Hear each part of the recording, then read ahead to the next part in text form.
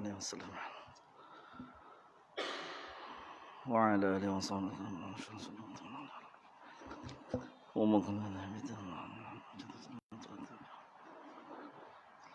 صلى الله عليه وسلم شيخنا علينا وينفعنا بأسرارهم وأنوارهم وعلومهم ونفعهم في ديننا ودنيا.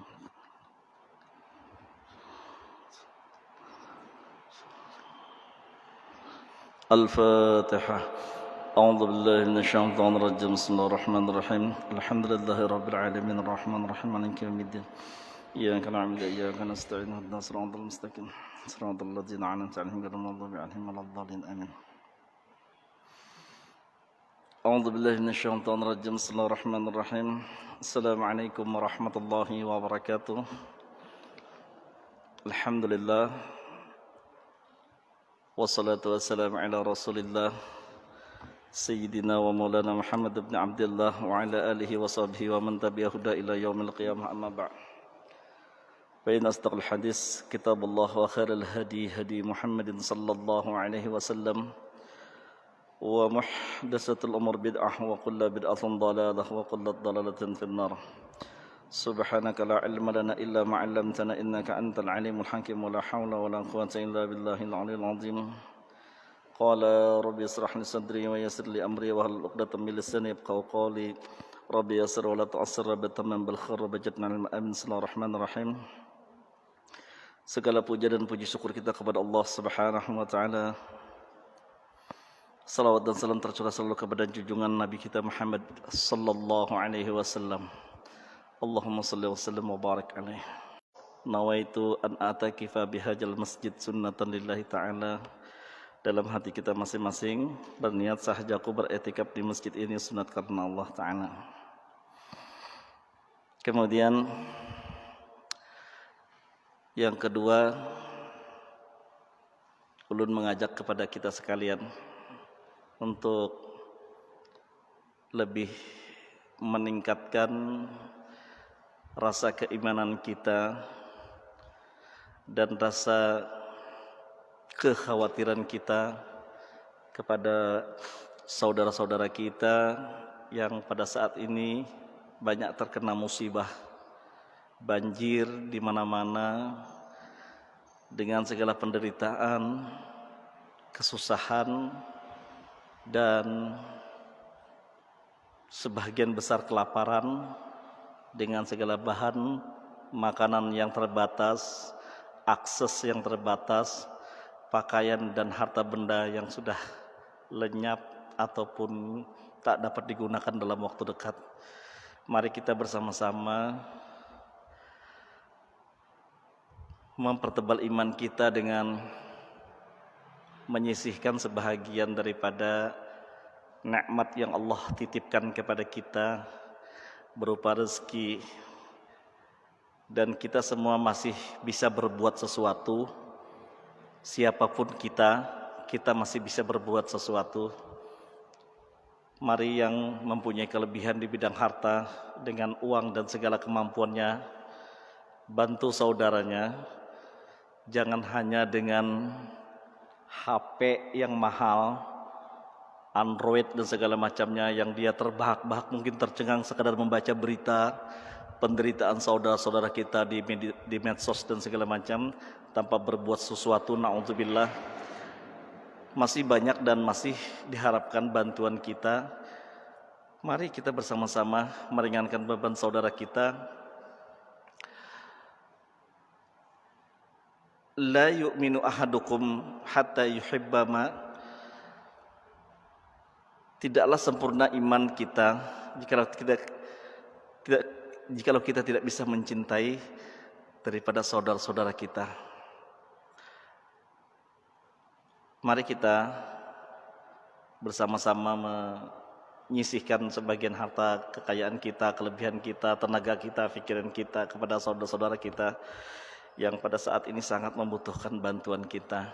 Mungkin kita tidak bisa dengan kesibukan kita, sisihkan dan titipkanlah rezeki yang Allah berikan kepada kita kepada sebahagian tempat-tempat yang dapat kita berdonasi.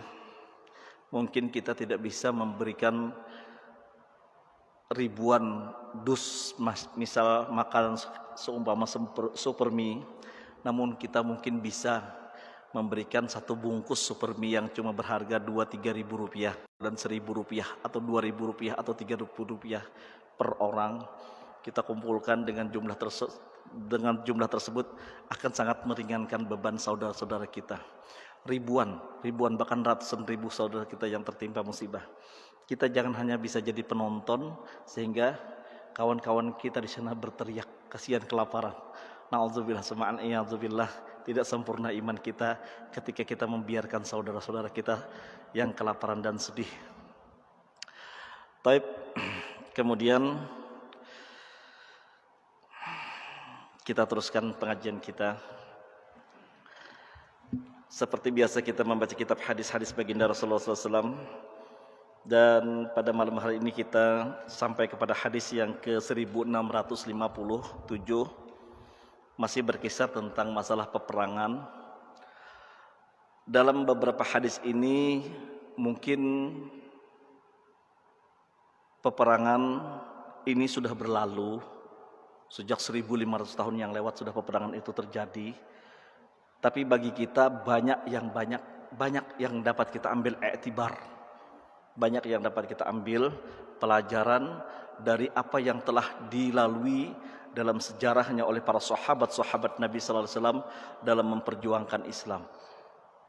Bahwa Islam itu diperjuangkan bukan dengan gelak tawa dan lelucon yang membangkitkan baik nafsu duniawi ataupun nafsu daripada birahi. Tidak. Islam dibangun dengan rintihan, keringat, bahkan cucuran darah. Itu dilakukan oleh para sahabat Nabi sallallahu alaihi wasallam. Oleh karenanya sangat bijak sekali kalau kita belajar dari sejarah para sahabat Nabi sallallahu alaihi wasallam yang memperjuangkan Islam dengan sekuat tenaganya. Jadi ketika kita belajar sejarah Islam, ketika kita melihat para sahabat Nabi memperjuangkan Islam, kita tidak akan pernah bisa menghina, melecehkan, bahkan mengatakan sesuatu perbuatan itu sia-sia kepada orang-orang yang berjuang di jalan Allah, orang-orang yang ingin meninggikan kalimatullah, orang-orang yang ingin memuliakan Islam kepada porsinya sendiri. Pada saat ini banyak yang menghinakan saudara-saudaranya yang memperjuangkan untuk memuliakan Islam. Padahal itu kewajiban kita masing-masing untuk meletakkan Islam itu kepada suatu tempat yang sangat mulia. Pada hadis-hadis berikut yang akan kita baca ini, insyaallah kita akan mendapat i'tibar dan akan membangkitkan semangat kita untuk memperjuangkan Islam itu setinggi-tingginya. Kita akan bisa mempelajari daripada sifat sahabat yang begitu indahnya, yang begitu hebatnya, berani menukarkan darah dan nyawanya demi kepentingan agama, yang itu mungkin sulit sekali untuk kita lakukan.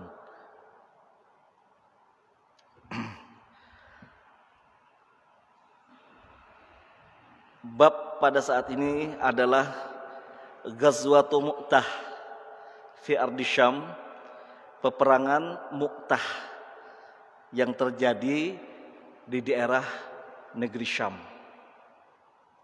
tepatnya di bahagian timur daripada negara Yordania.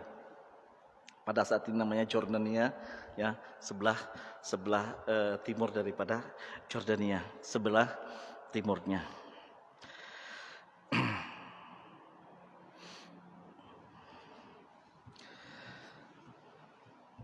Bapak dan Ibu sekalian yang dimuliakan oleh Allah Subhanahu wa taala, kita awali hadis yang pertama. Wa qala Ibnu Umar radhiyallahu anhuma qala amara an-nabiy sallallahu alaihi wasallam fi ghazwati Mu'tah Zaid bin Harisah fa qala Rasulullah sallallahu alaihi wasallam in qutila Zaid fa Ja'far wa in qutila Ja'far fa Abdullah ibn Rawahah. Qala Ibnu Umar kuntu fihim fi tilkal ghazwah fal tamasna Ja'far bid'ah wa tis'ina min ta'nah warramyah atau kama qala Rasulullah. Hadis ini jujur sangat memilukan bagi ulun. Ada hadis sebelumnya yang sudah mungkin karena pernah baca itu ada yang lebih lengkap. Dan rasanya sesak dada kita meresapi hadis ini. Ulun coba menjelaskan tentang peperangan Ghazwah Mu'tah. Tapi sebelumnya ulun ingin beritahukan kepada pian sekalian, dalam sejarah Islam itu ada dua perbedaan makna peperangan. Maknanya sama peperangan tapi dalam bahasanya berbeda. Pertama Ghazwah, yang kedua Sariyah. Ghazwah itu peperangan yang diikuti oleh baginda Rasulullah sallallahu alaihi wasallam. Nah, adapun Sariyah itu peperangan yang tidak diikuti oleh baginda Rasulullah SAW. Kalau dengan Ghazwah, peperangan yang pernah diikuti oleh Rasulullah SAW itu sekitar 26 atau 27 peperangan yang diikuti oleh Rasulullah SAW. Nah, jadi para ulama mengatakan 26 itu lebih banyak. Ada yang mengatakan 27 peperangan yang diikuti oleh baginda Rasulullah SAW, peperangan besar langsung. Namun peperangan Sariyah itu banyak terjadi, itu sebesar 47 peperangan. Namun Rasulullah tidak mengikuti, hanya mengutus daripadanya. Ghazwah Mu'tah itu terjadi pada tahun ke-8 Hijriah. Ghazwah Mu'tah ini peperangan yang sangat penting sekali dan sangat menginspirasi sekali. Bahkan ketika menghikmati, mencermati, mendalami hadis ini, kadang air mata kita berkaca-kaca, membayangkan situasi pada saat itu, bagaimana cerita daripada Sayyidina Abdullah ibn Umar yang menceritakan peperangan Ghazwah Mu'tah tersebut. Dan beliau bukan hanya menceritakan dengan cerita biasa, tapi beliau menceritakan karena beliau langsung berada dalam peperangan tersebut. Sebelumnya ulun menjelaskan hadis ini, perlu ulun beritahukan kepada pian bahwa peperangan Mu'tah ini terjadi karena pembunuhan yang dilakukan oleh gubernur Syam pada waktu itu. Jadi Syam pada waktu itu, daerah Jordania dan Jazirah Arab Timur Tengah itu dikuasai oleh Imperium Roma. Imperiumnya Roma. Dan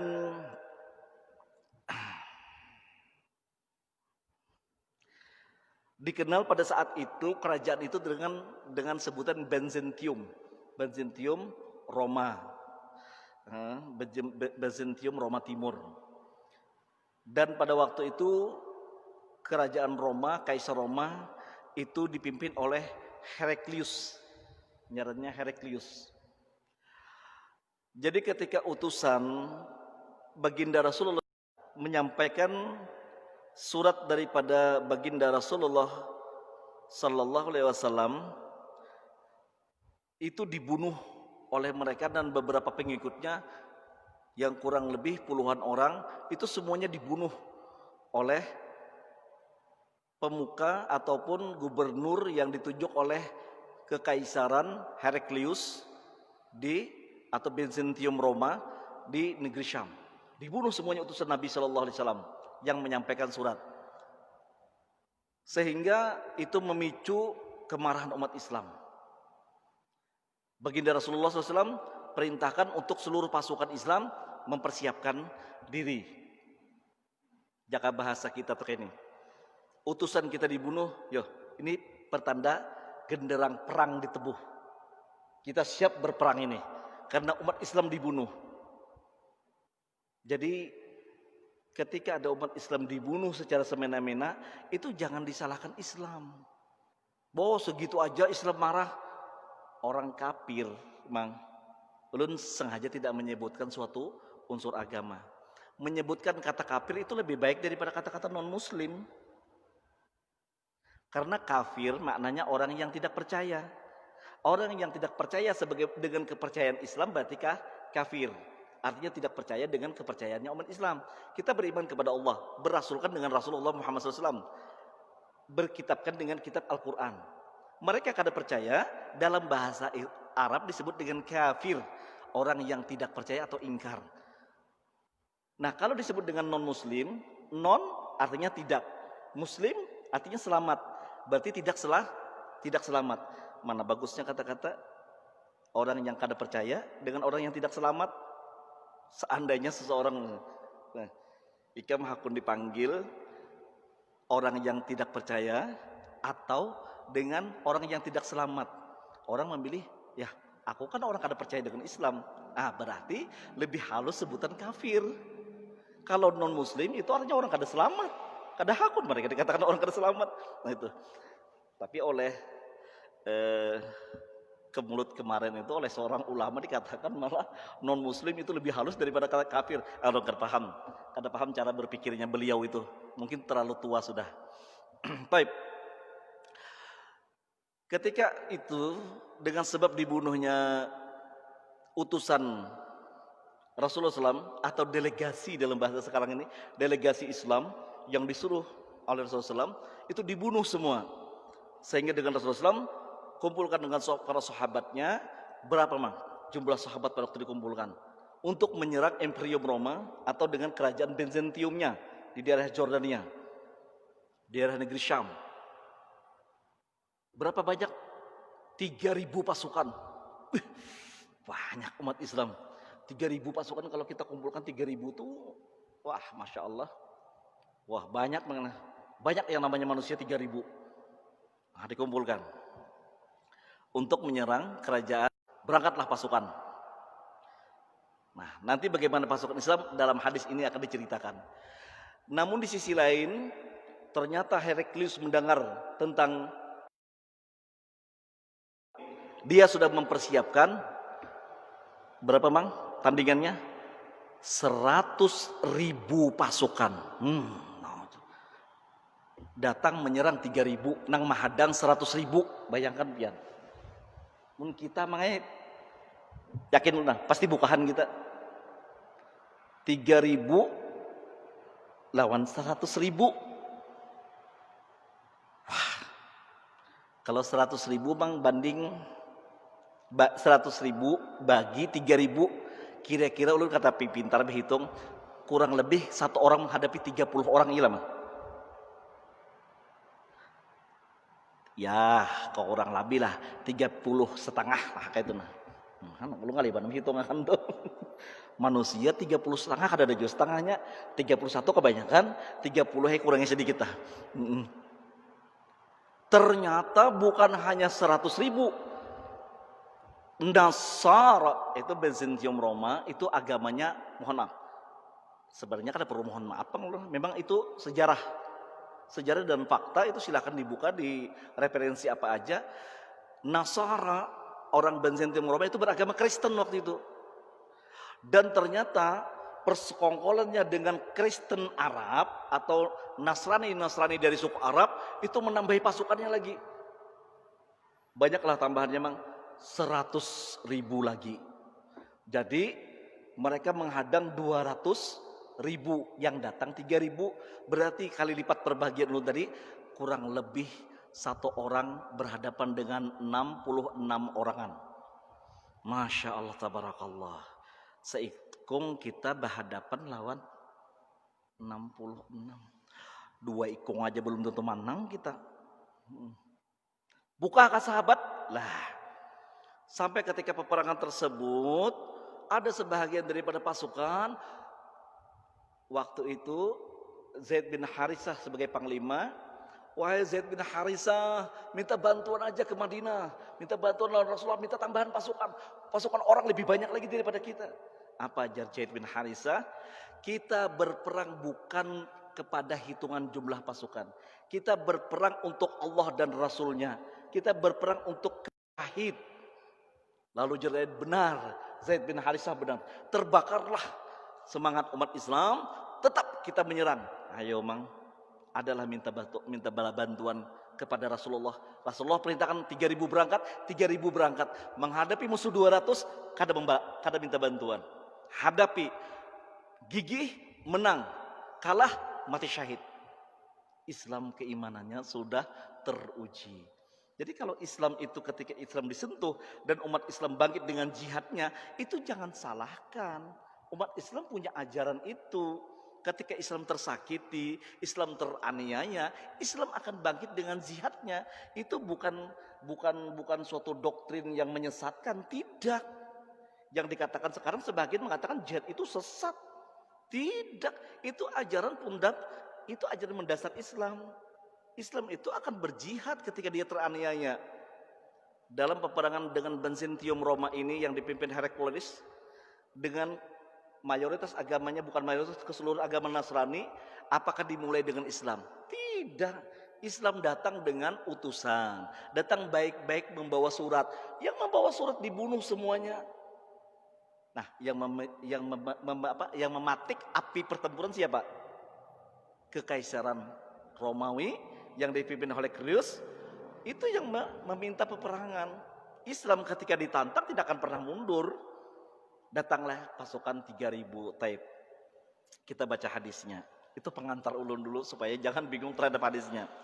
Dalam hal ini Imam Ibnu Katsir beliau mengatakan sungguh suatu hal yang sangat mengagungkan.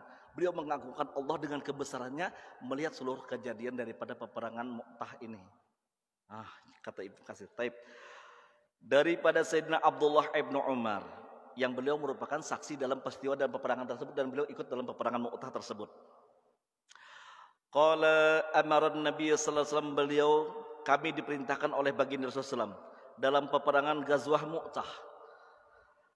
Kata Rasulullah SAW, Zaid bin Harisah, yang akan menjadi panglima adalah Zaid bin Harisah. Siapa Zaid bin Harisah? Ulun dulu pernah ceritakan. Beliau adalah pernah menjadi anak angkatnya baginda Rasulullah SAW. Zaid bin Harisah seorang panglima yang sangat hebat dalam strategi perang. Nah, hebatnya Islam. Ulun teruskan dulu. Kemudian baginda Rasulullah berkata, faqala Rasulullah SAW. Kemudian Rasulullah melanjutkan sabdanya, wa in qutila Zaid, seandainya pada peperangan tersebut Zaid bin Harisah wafat, gugur sebagai syahid, fa Ja'far, maka digantikan oleh Ja'far bin Abi Thalib, sepupunya baginda Rasulullah SAW, atau kakak daripada Sayyidina Ali bin Abi Thalib. Kemudian kata baginda Rasulullah SAW, wa in qutila Ja'far, kalaupun seandainya dalam peperangan itu Sayyidina Ja'far bin Abi Thalib wafat, gugur sebagai syahid, fa Abdullah ibn Rawahah, maka Abdullah ibn Rawahah yang akan menjadi panglima gantinya. Hal ini tidak pernah terjadi sebelumnya. Rasulullah sudah dapat membaca keadaan pada waktu itu. Rasulullah biasanya dalam peperangan mengutus seseorang menjadi panglima, selesai. Ini sampai Rasulullah cadangkan 2 panglima dipimpin oleh Zaid bin Harisah. Kalau seandainya Zaid bin Harisah sebagai pemimpin, panglima perang dan pemegang bendera Islam atau bendera kepemimpinan, wafat dan gugur, akan digantikan oleh Sayyidina Ja'far bin Abi Thalib. Kalaupun Sayyidina Ja'far bin Abi Thalib wafat dan gugur, akan digantikan oleh Sayyidina Abdullah ibn Rawahah. Sampai 3 calon daripada panglima yang Rasulullah wasiatkan. Dalam hadis yang terdahulu pernah ulun bacakan, sampai ketika itu Rasulullah di Madinah menceritakan, kata sahabat yang lain, Rasulullah terdiam. Kemudian Rasulullah bersabda, telah wafat daripada Zaid bin Harisah. Kemudian diambil bendera tersebut oleh Sayyidina Ja'far bin Abi Thalib, dan ternyata Zaid bin Abi Thalib sampai berkaca-kaca Rasulullah menceritakan seolah-olah Rasulullah melihat kejadian peperangan tersebut yang ada jauh daripada Madinatul Munawwarah. Diambil oleh Ja'far bin Abi Thalib wafat, diambil oleh daripada Abdullah bin Rawahah. Rasulullah menceritakan hal tersebut. Baik. Qala Ibnu Umar, Abdullah ibnu Umar berkata, kuntu fihim, Aku turut serta dengan para pasukan yang menyertai dalam perang Mu'tah. Jadi perlu pian ketahui bersama, hebatnya umat Islam pada peperangan, dalam suatu peperangan tidak menganggap diri hebat daripada kawan yang lain. Padahal dalam peperangan itu ada seorang panglima besar yang bernama Khalid bin Walid. Ada panglima-panglima yang pernah dahulu jadi panglima besar, tapi pada waktu itu menjadi anak buah dan tidak memprotes keputusan Rasulullah menjadikan Zaid bin Harisah panglima. Apabila dia wafat digantikan oleh Ja'far bin Abi Thalib. Ja'far bin Abi Thalib apabila wafat digantikan Abdullah bin Rawaha. Padahal Sayyidina Khalid bin Walid seorang panglima hebat, kadang mengajukan diri, ya Rasulullah, ulun panggilnya Rasulullah, kadang dengarkan apa yang diwasiatkan Rasulullah, dan itu dilaksanakan oleh mereka. Dan mereka tidak menonjolkan diri. Hebatnya para sahabat, karena apa? Karena mereka berjuang bukan untuk menjadi panglima. Nah, orang sekarang ini kan jadi panglima, nah hendak saya akan berani menghancurkan si A. Tujuannya hendak jadi panglima, hanya bintang 3. Supaya dapat bintang 4 harus berbuat nak kayak itu. Nauzubillah summa aliyadzubillah, nang dimusuhi ulama, nauzubillah.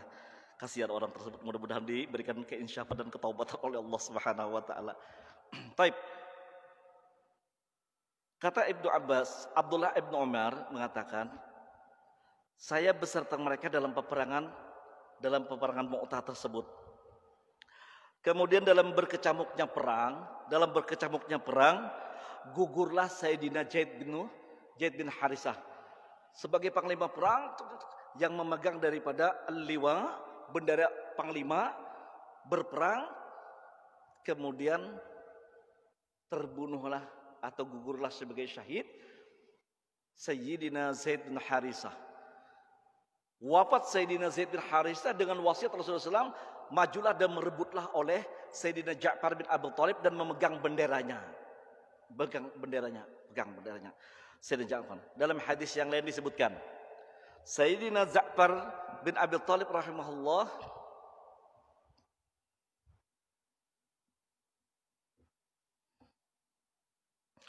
ketika beliau berhadapan dengan musuh berperang, ditebaslah tangan beliau sehingga putuslah tangan kiri beliau yang memegang bendera.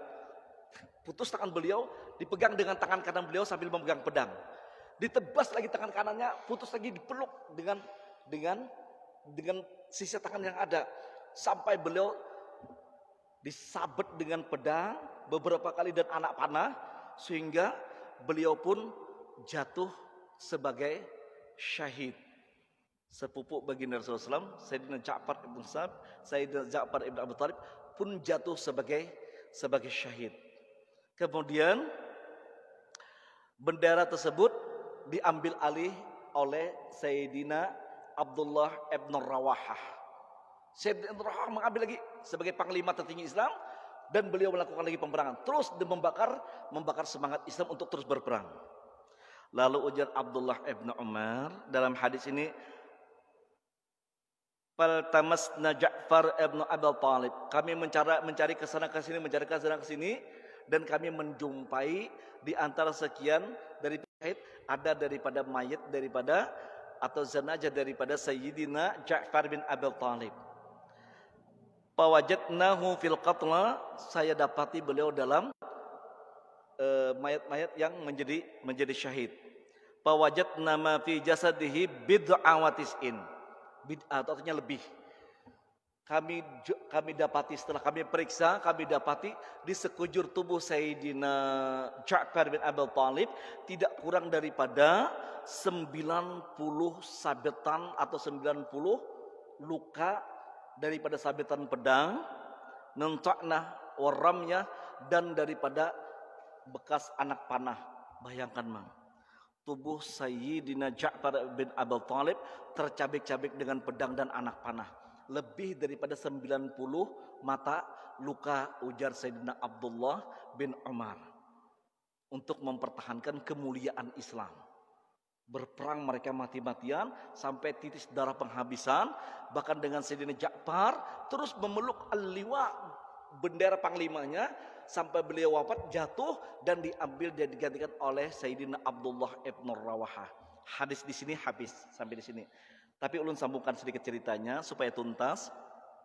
Dan kemudian Sayyidina Abdullah ibn Rawahah memegang kembali tampuk kepemimpinan panglima.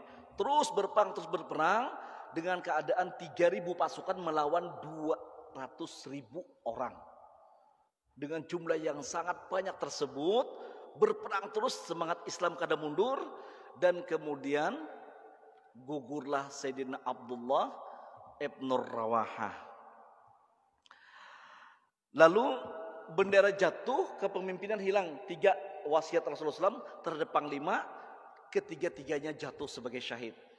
Kemudian dalam hadis yang lain disebutkan Sayyidina Thabit bin Arqam mengambil bendera tersebut dan menginstruksikan kepada kaum muslimin, wahai kaum muslimin, sekarang tunjuk siapa panglima kita. Kita harus punya pimpinan. Siapa yang menjadi pimpinan kita pada saat ini? Dalam keadaan terdesak, dalam keadaan perang, harus memutuskan siapa menjadi pemimpin. Akhirnya sepakat umat Islam kaum muslimin baru itu sudah pegangkan bendera tersebut oleh Sayyidina Khalid bin Walid. Nah, diambillah bendera tersebut, liwa pimpinan panglima oleh Sayyidina Khalid bin Walid. Kemudian dengan kecerdikan beliau, dengan kepintaran beliau, kepiawaian beliau dan ahli siasat perang beliau, beliau memimpin pasukan bertempur dengan tiada lelahnya, dengan sekujur tubuh yang banyak luka dari sabatan pedang dan panah. Akhirnya dengan kebesaran Allah, dengan keagungan Allah Subhanahu wa taala, Allah tidak akan membiarkan kaum muslimin yang berjuang untuk agamanya.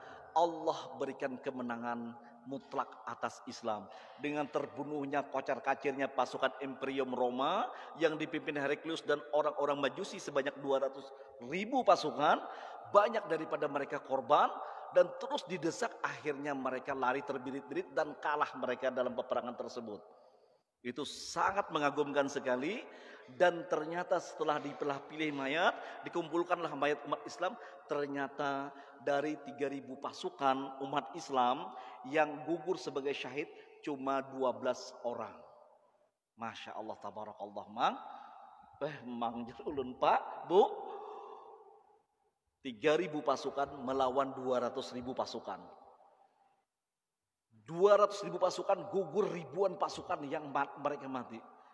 Akhirnya mereka dengan kelemahan dan tidak ada pegangan kuat terhadap mental perang mereka. Orang kafir kan berperang cuma hanya untuk kemenangan dan harta benda. Tujuan mereka hanya sifatnya duniawi. Ketika mereka terdesak, mereka akan lari. Berbeda dengan Islam. Islam pegangannya adalah menang, mendapatkan ghanimah dan kemuliaan, mati sebagai syahid. Islam akan berjuang dengan titik darah penghabisan, tidak akan pernah mundur. Karena apa? Seorang mukmin ketika dia berperang dan menegakkan haknya Allah Subhanahu wa taala, dia tidak akan pernah mundur. Apalagi bayar penjara aja. Seorang ulama diancam dengan penjara kada takutan. Pak, Bu, seorang ulama yang mempelajari sejarah Islam, yang tahu bahwa sahabat-sahabat Nabi memperjuangkan Islam dengan tetesan keringat dan darah, dengan lapar. Ulun pernah ceritakan dalam perang Tabuk 3 hari 3 malam kada makan. Habis itu perang, kada kendor semangat mereka dan memenangkan peperangan tersebut.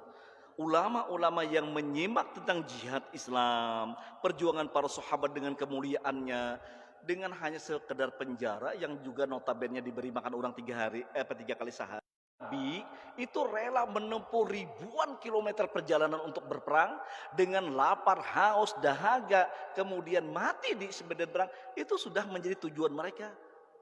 Mati syahid itu adalah tujuan daripada sahabat. Itu yang ditiru oleh para ulama. Sehingga dengan ulama, kalau hanya dengan ancaman yang sifatnya duniawi, ulama kada akan pernah mundur untuk mengatakan sesuatu yang benar. Nah, kecuali oleh ulama-ulama dunia, ulama-ulama ulama-ulama yang palsu dan jahat. Mereka akan berada di sisi ketiak-ketiak sang penguasa, yang mereka akan mengatakan, ya betul, memang dukung kepada sesuatu yang sebenarnya bertentangan dengan Islam. Apalagi berani mengubah ketentuan-ketentuan yang di dalam Islam sudah sifatnya sudah pasti hukumnya. Itu kada akan pernah dilakukan oleh ulama yang benar-benar. Taib. Dalam peperangan tersebut, dalam peperangan Mut'ah tersebut, ternyata umat Islam cuma 12 orang yang meninggal. Orang-orang munafik, orang-orang yang tidak terlalu mendalami Islam, hal ini dianggap suatu cerita-cerita yang biasa aja.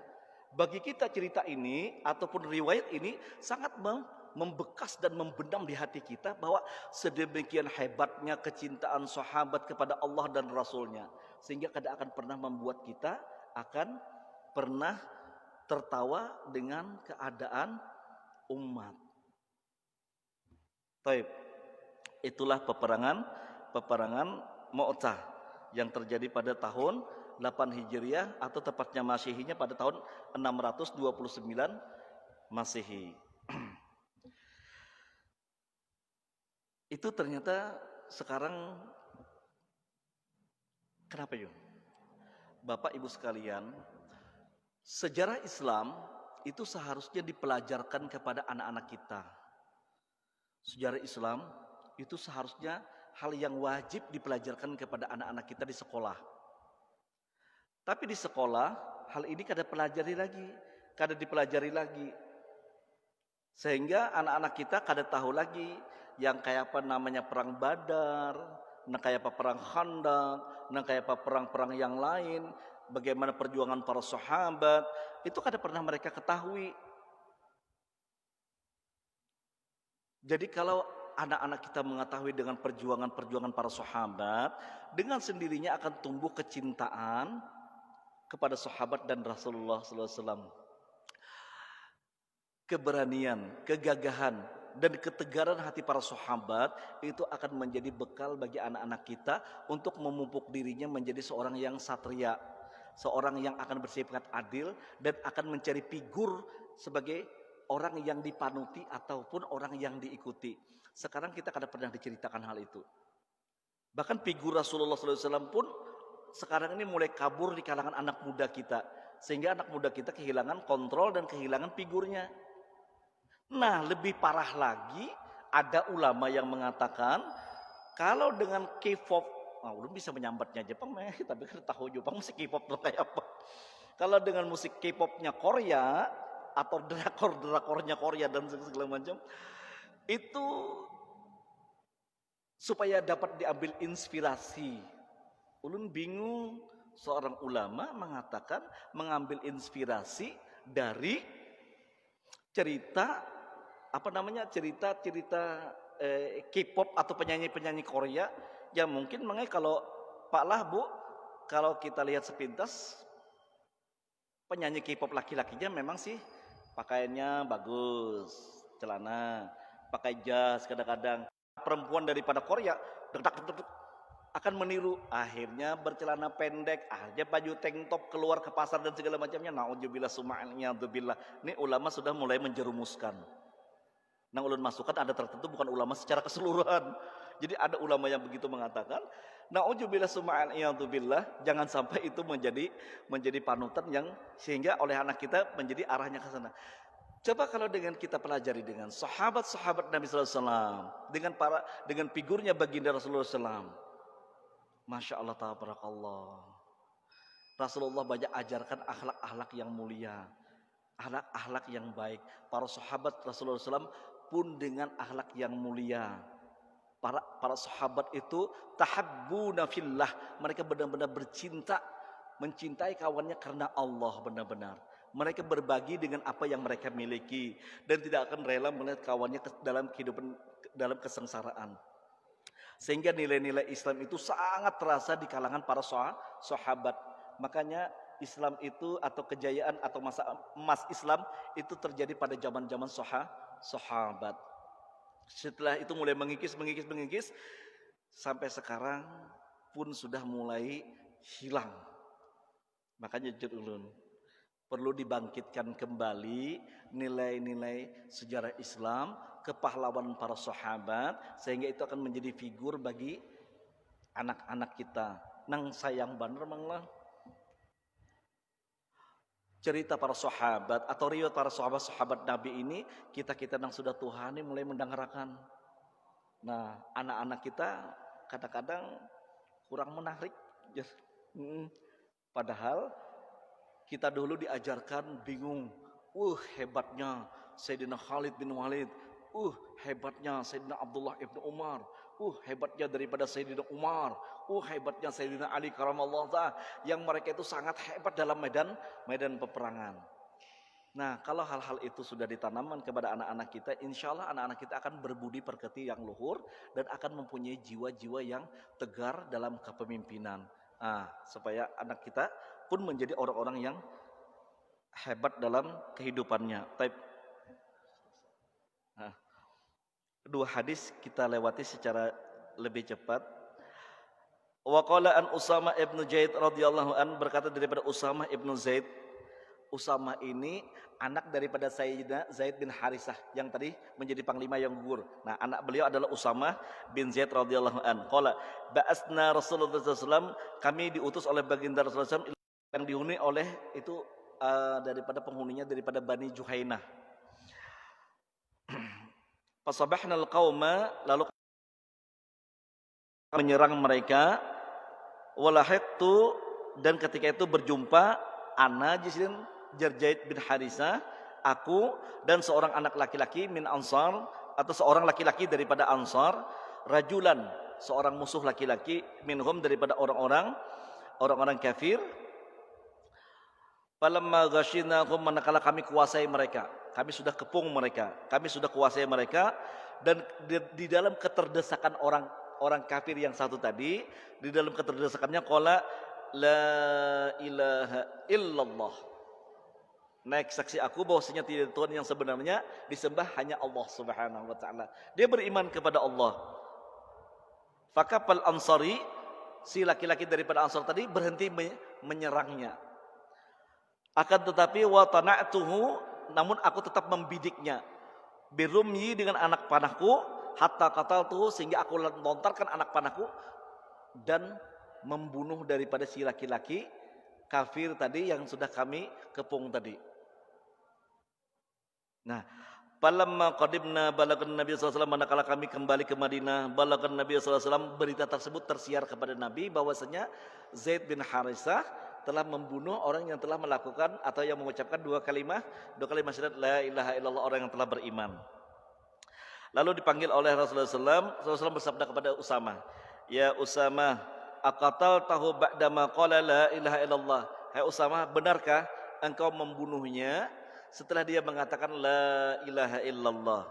Qultu kana muawwizan. Ya Rasulullah, dia hanya membela dirinya untuk mengucapkan la ilaha illallah. Dia hanya cuma menjadikan kalimat la ilaha illallah sebagai penyelamat bagi dirinya dalam keterdesakannya ya Rasulullah.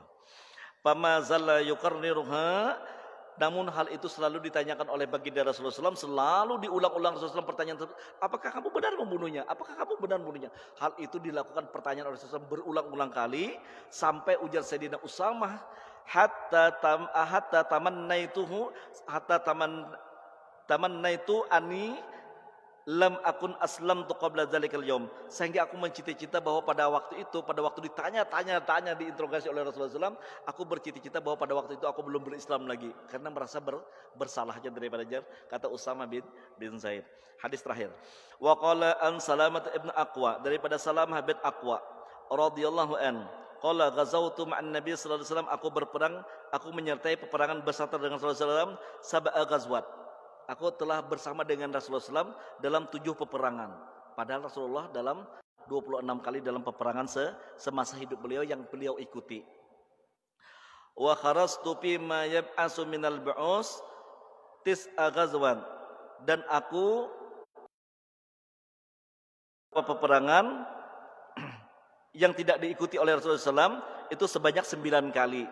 Berarti kalau 7 tambah 9, berarti beliau telah menyertai dalam peperangan itu sebanyak 16 kali pertempuran beliau ikut.